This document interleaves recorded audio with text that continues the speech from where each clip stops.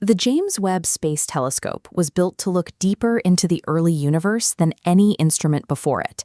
And when it targeted redshift 10, a period roughly 500 million years after the cosmic cycle began, it captured something that broke standard cosmological timelines.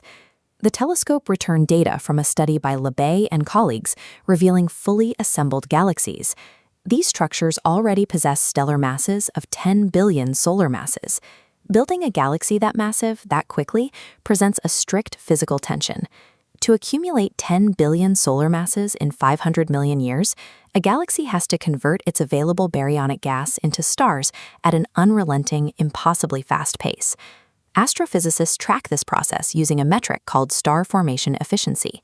This value measures the strict percentage of available baryonic matter within a halo that successfully collapses and ignites into stars. This chart plots that efficiency limit. We have redshift on the x-axis and stellar mass on the y-axis. The solid red line represents a star formation efficiency of exactly 100%, the absolute physical limit. When we plot the JWST data points, they sit clearly above this boundary. This physical impossibility stems from two assumptions built into modern astrophysics: the collapse timescales dictated by the cold dark matter model, and the assumption that the gravitational acceleration threshold, A0, is a universal constant. Since a star formation efficiency over 100% cannot happen in reality, the available gas supply isn't the issue. The observational tension points directly to a failure in our collapse timescale equations. The galaxies exist, and the mass estimates are robust. The logical conclusion is that the underlying gravitational physics governing how fast early matter collapses must operate differently than what we measure locally. Mode identity theory resolves this tension by stripping away the standard cosmological model of expanding space entirely.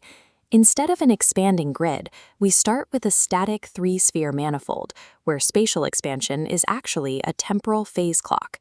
The phase clock Hubble rate equation uses the standing wave, a dark energy constant, and phase parameter S0 to perfectly match observed Hubble rates. The Hubble rate, therefore, does not measure the physical stretching of space. It is a geometric clock tracking our temporal phase within a strictly static universe. To map the physics onto this geometry, mode identity theory uses the 120-cell domain, a discrete mathematical grid mapped precisely onto the three-sphere manifold.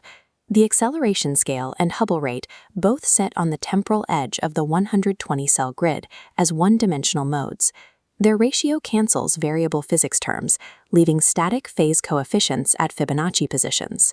This geometric prediction yields 0.184, flawlessly matching the observed 0.183 across all epochs. The implication is strict. The acceleration scale is not an unchanging constant. Because its ratio to the Hubble rate is geometrically locked, A0 is forced to dynamically track the phase clock. As the Hubble rate changes, the acceleration scale changes with it. This mathematical lock gives a direct evolutionary law. Historical acceleration equals local acceleration multiplied by the historical to local Hubble ratio. Plugging redshift 10 into the phase clock equation yields a Hubble rate 20.5 times higher.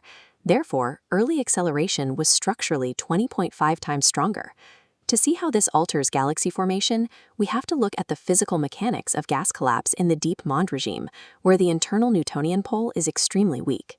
Comparing effective gravitational acceleration during early collapse, effective gravity scales with the square root of the acceleration threshold. Applying the 20.5 times multiplier provides a 4.5 times physical boost in effective inward pull, meaning gravitational structures at redshift 10 collapse 2.1 times faster. The immense mass of these early galaxies isn't the result of impossible baryonic conversion efficiencies. It is the natural product of gas collapsing under a gravitational tide 4.5 times stronger than what exists today. Let's bring back the scatterplot from the Lebey data. When we dynamically recalibrate the y-axis to account for this 2.1 times faster collapse timescale, the picture shifts entirely. The JWST data points drop far below the 100% boundary. By halving the time required for the baryonic gas to fall inward and ignite, the required conversion efficiency drops alongside it. The calculated star formation efficiency resolves to roughly 0.5. This places early galaxy formation comfortably within physically permitted bounds. The theoretical cleanliness of this resolution is exact. It requires no exotic dark matter particles and no fundamental modifications to general relativity. Modern standard models assume the exact opposite structure. They rely on an acceleration threshold that remains perfectly constant, paired with a dark energy cosmological constant that is often treated as potentially evolving. Mode identity theory predicts a strict inversion of those assumptions based on manifold depth. Because it is a one-dimensional edge mode, the acceleration threshold must evolve. Because it is a two-dimensional surface mode, the cosmological constant is topologically locked.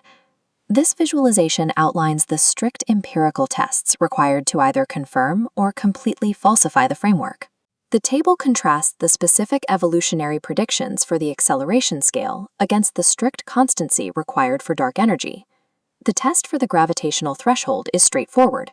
If resolved rotation curves at redshift 2 do not show an acceleration scale at approximately 3 times its local value, the theory is falsified. We are already deploying the hardware to find out. Instruments like the Euclid satellite payload provide the exact observational platform required to gather these precise, high redshift rotation curves. Complementing these space-based arrays are immense ground-based efforts.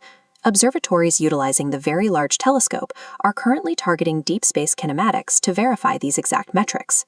By mathematically mapping cosmological parameters to their proper topological dimensions, mode identity theory resolves the impossibly early galaxy problem. It transforms a paradoxical failure of standard cosmology into the exact confirmation signature of an epoch-dependent universe.